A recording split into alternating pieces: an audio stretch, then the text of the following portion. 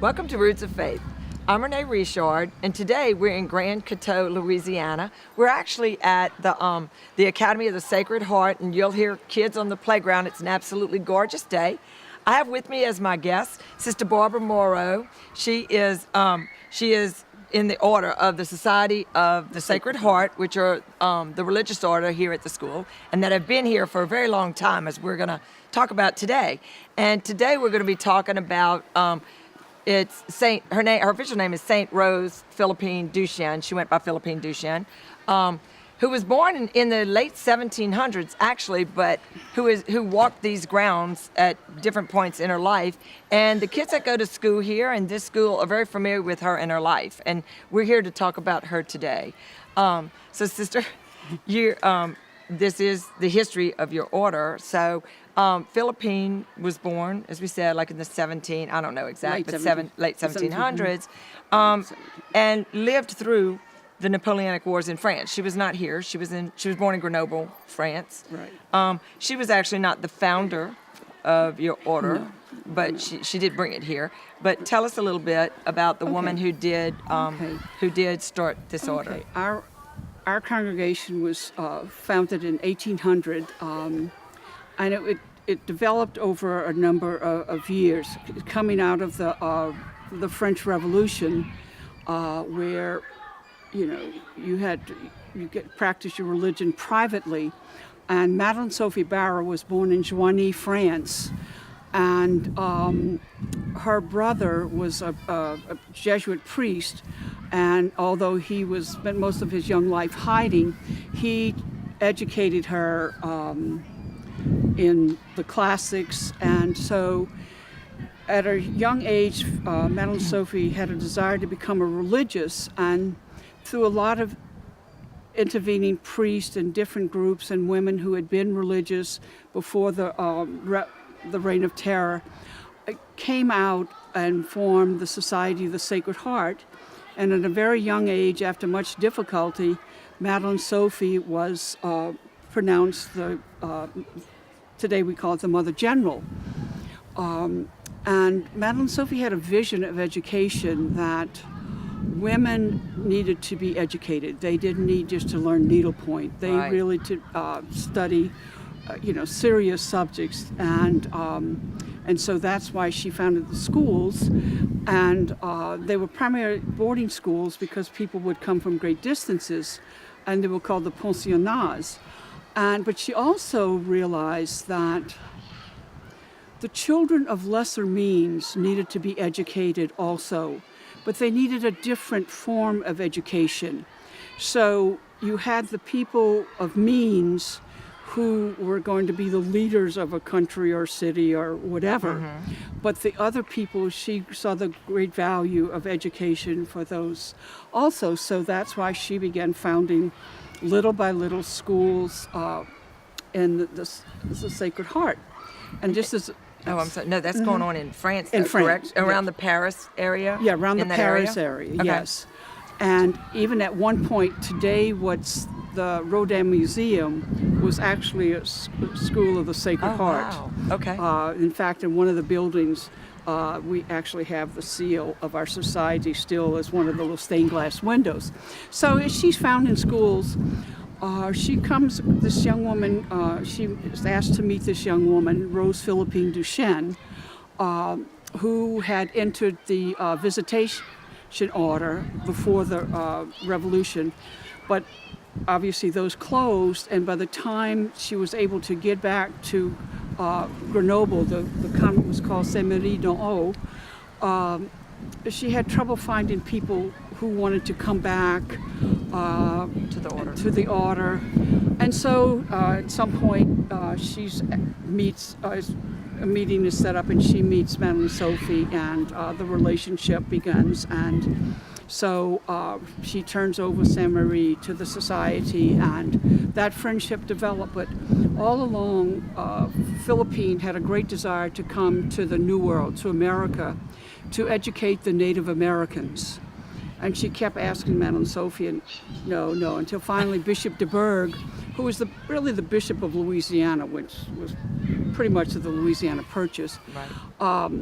asked Madeline Sophie for some religious. And of course, Philippine says, send Can I go? me. Can I go? Can I go? Can I go? Yeah. And so Madeline Sophie gave permission, and so Philippine and I think 4 or 5 other religious journeyed across the Atlantic, landed in New Orleans, and were graciously given hospitality by the Ursulines. Mm-hmm.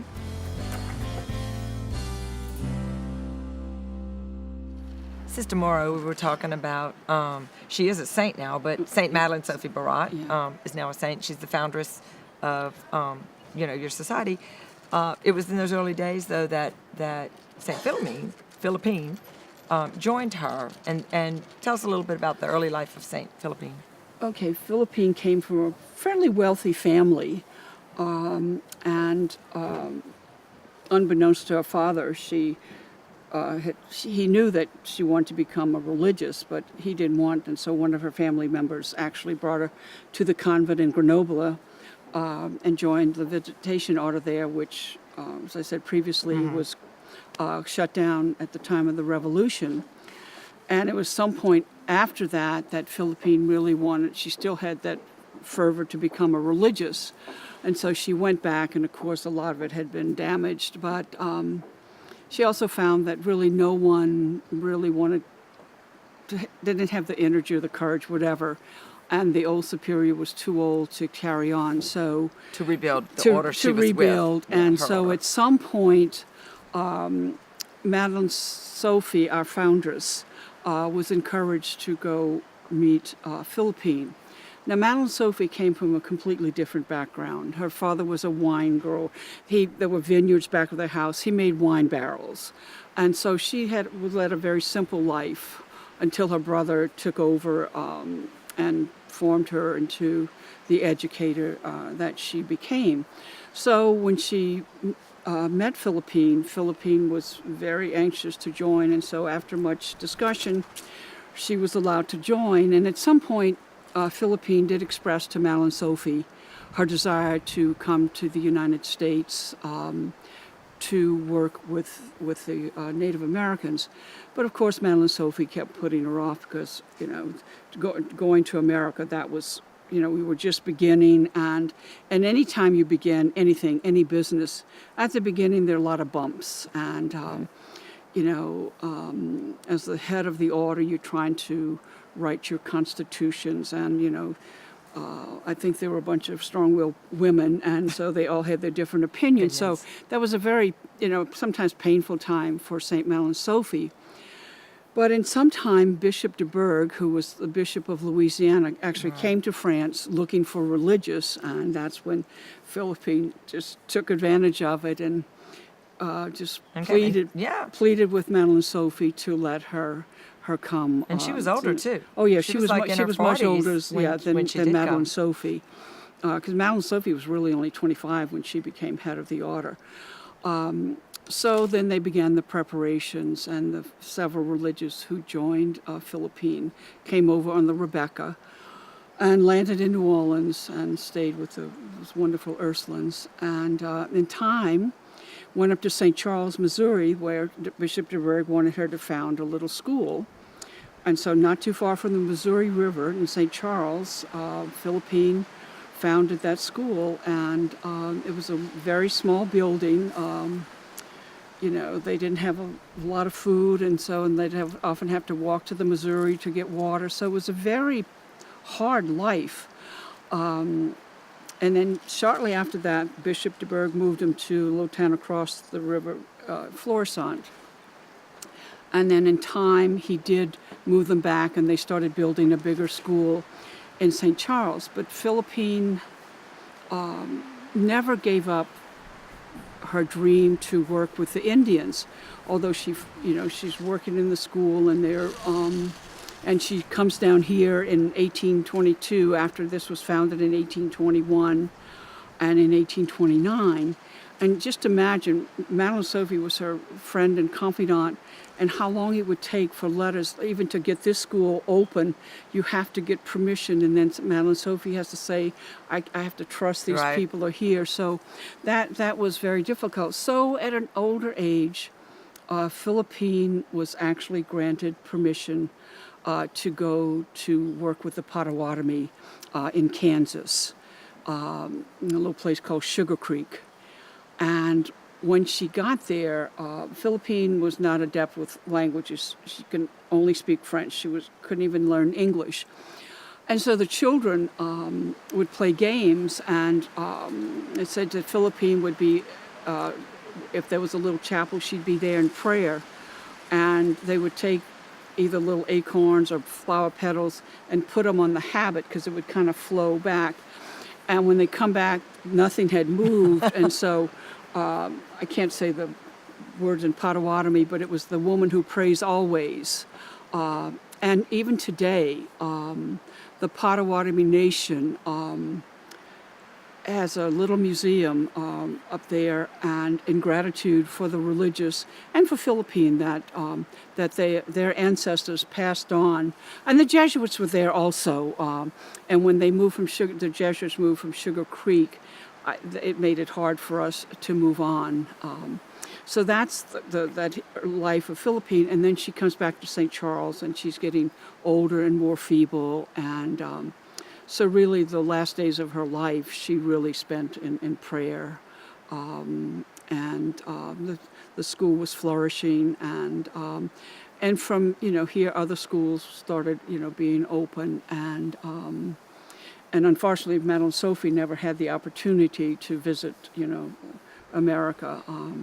She had her work cut out for Yes, her over she there. had her work cut just out, allowed. yes. She allowed. It came here because of Yes, the desire in right. Philippine to bring it to this world and to Right. go And then- to the Native yeah. Americans. And she wasn't she in her late 70s, Yes, early yes, 80s absolutely, yeah. when she did go to the Indians, and she couldn't help much. And I think part of what I read about her said that her prayers made up for what she couldn't do Right. physically. That she would literally just Yeah. kneel and pray all day, which is why the children would put things to make sure, Yeah. to see, was that really true? Was that really Yeah, true? right. So, there's her prayers, I'm sure, for everywhere. And Philippine, her remains are at our school in the shrine of St. Philippine Duchesne. It's attached to our school there. And just recently, Philippine was granted a star in the Walk of Fame in the St. Louis area, as recognized as the premier primary educator in the state of Missouri. And they actually gave a statue to the school. It's on the corner, one of the corners of the school, in gratitude for all she did for education in the state of Missouri, which she would probably cringe at that much attention being given to her.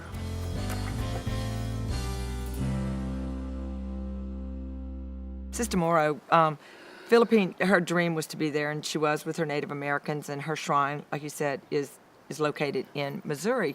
The trips that she made here, though, the first time I believe they stayed and rested at the convent, and then they went upriver. That was the Ursuline convent. Went upriver and probably may have stopped at St. Michael's. I don't know at that point. That probably wasn't there yet then. I'm not sure, no. But on No. her trips down, when she came visit here, she came down the river on a ship in the Mississippi, and then stopped at Plaquemine, Louisiana. And that is why in our diocese we know she's important to us, and that is the only saint that we know was physically in our diocese, particularly Iberville Parish, where St. John's is, and they took the bayou there, Bayou Plaquemine, to the Teche, to come visit here. Yeah. And those 2 trips she made here.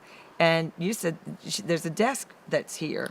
Yes, That was hers when she was here, correct? Yes, it's an old, it's a cypress desk, and has glass doors, and the bottom flips out. They come like a secretary. You pull out these little things, and so that was in her room, which would have been in the house that was given to us by the Smith family. Okay, It wouldn't have been the this original building. big house, right? Because Yeah, that predates right, that, right. Because this was built. The beginnings of the school that we see 1830. today here started the first build 1830, and then expanded Correct, from that correct. over time. But when she did come, do y'all know how long she spent here? I would imagine several weeks because that was a long It was journey. a long, and y'all aren't on water, so No. any travelers in that day and time. I've been trying to research, and I haven't been that successful, to figure out, from Plaquemine, having driven I-10, how do you get from Plaquemine to here? And there's a little discussion about where the port was. Was it on the Teche? My congregation, my archivist would probably not like for me to say this, but they're not sure whether she went to Catawba because that was a real port. So we just know that she got here. Right. I believe there was actually a letter that she wrote that they found, at least the document I had, that showed they went through. That was the main portal from the Mississippi to the interior, what they call the interior. And folks, I mean, we've said this in so many of our shows. What we conceive now, looking at roads, was not the way they traveled. I mean, the Mississippi River was their interstate, and then all of these side bayous and roads, were their secondary and then their, smaller waterways. But we can't visualize that because when they did the Atchafalaya Basin, when they built the basin and flooded all of these waterways, it's different now. Yeah. It's not the same way. Right. But we do know that the Acadians in the 1700s, it's well documented, where the waterways were. Now, where she stopped once they entered into the different waterways on this side of the Atchafalaya River, is another story. But we do know she came through Iberville Parish on those two visits, and that she stayed here. But the trek here, because y'all are not on water, that land was given to y'all. From what I've read, it was a horse and buggy ride. It was a difficult journey. They were, they had to get from one waterway to land, and Y'all are inland. And some of those gentlemen running those things were not so gentlemanly sometimes. So it was very difficult for them. And, sometimes they didn't travel in the habit because it was safer. Really? No, that I didn't know. I think they just had to have a feel of what was best. And you have an example of the habit that she wore here. Right, in our and museum. And that hasn't changed because it was a very distinct habit. And y'all have it in a museum here, correct? And about what the she habit, wore. back for St. Mel and Sophie, because of the tension of religion back then, starting a new religious congregation, almost everyone adopted the widow's garb. The black. Yeah, the black and the little black kind of bonnet, because it was safer, and it was also a sign that, you were not looking for marriage or something like that. And security for them. So many religious habits came out of the dress of the day.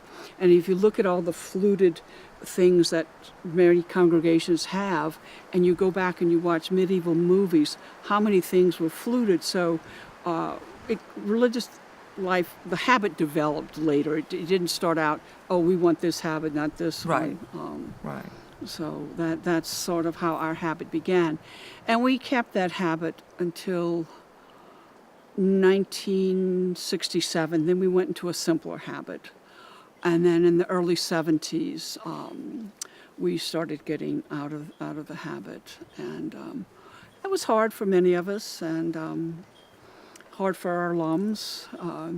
And I asked my students, one day I was dealing with students, and I asked them, what do you think of us being in this kind of dress? And they looked at me and they said, well, you're still Sister Morrow. Yeah. So, it meant something back then, and, in many congregations, it's recognizable, but this is the path that we think, our mother house is in Rome, and we take directions from there, and we have a provincial our provincial house is in St. Louis, who maintains contact with all of us with our religious life, and which for me began here many years ago.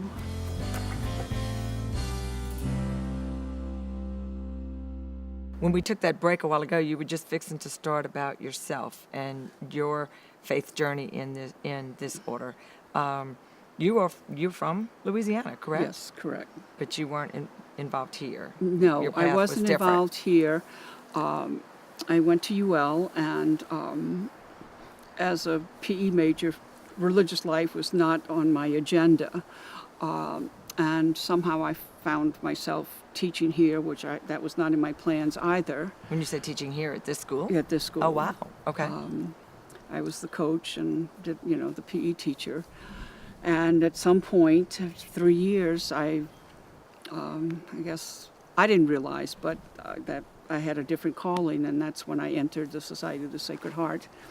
And I made my first vows in Albany, New York in 1865, and a couple of years last 1965. 1965, sorry.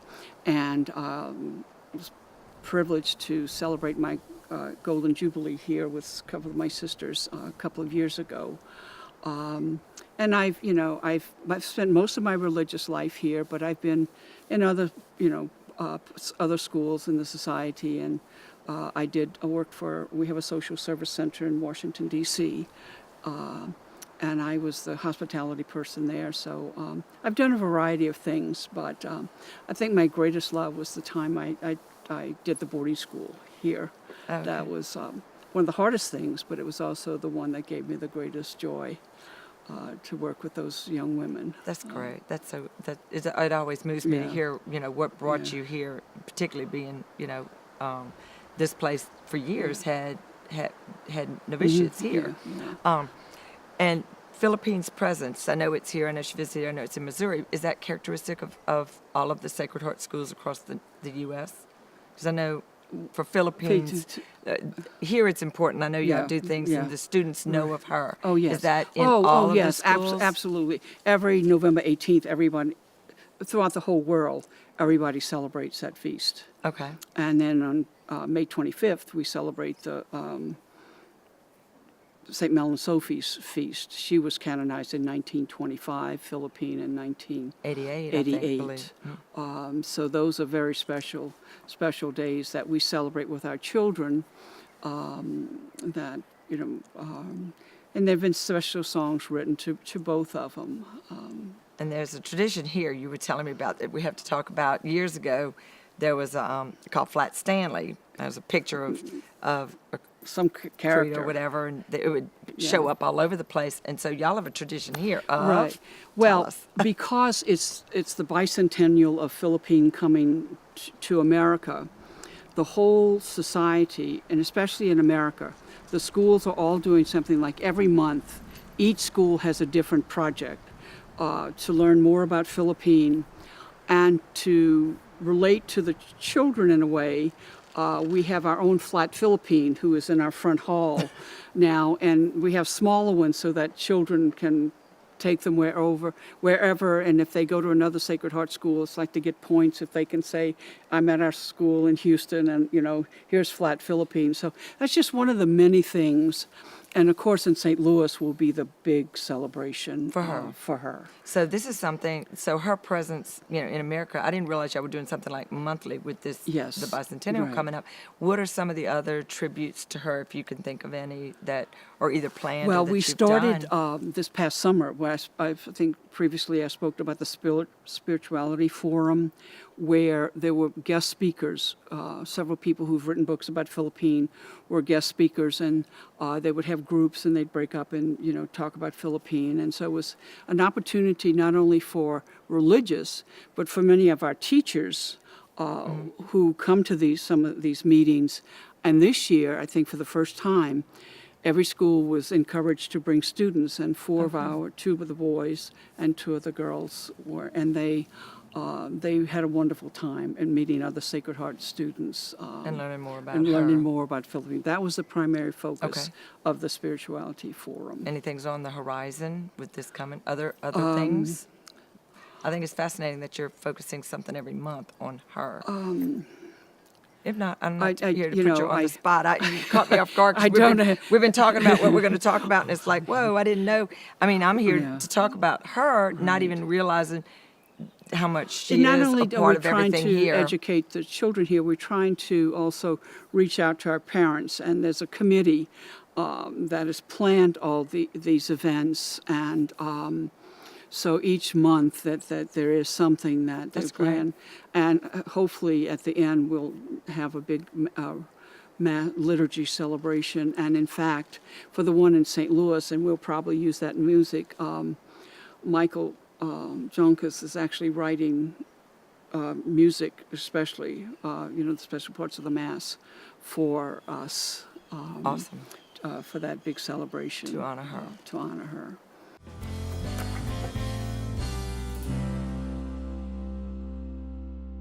talking about St. Philippine, there's a couple of other things that people might not know that are interesting, and where her shrine is located in Missouri. Okay. When she was having you would tell me, with her Yeah. beatification, Yes, in the process, they exhumed her body, and at that point she was still intact. But when they put her in another coffin, it slowly began to, but that's sometimes yeah. seen as a sign of Right. holiness when this does occur, because her Yeah, death was so early, in the mid 1500s. So before she was canonized, for years we called her Blessed Philippine because it takes forever, and it's a financial Yeah. situation also.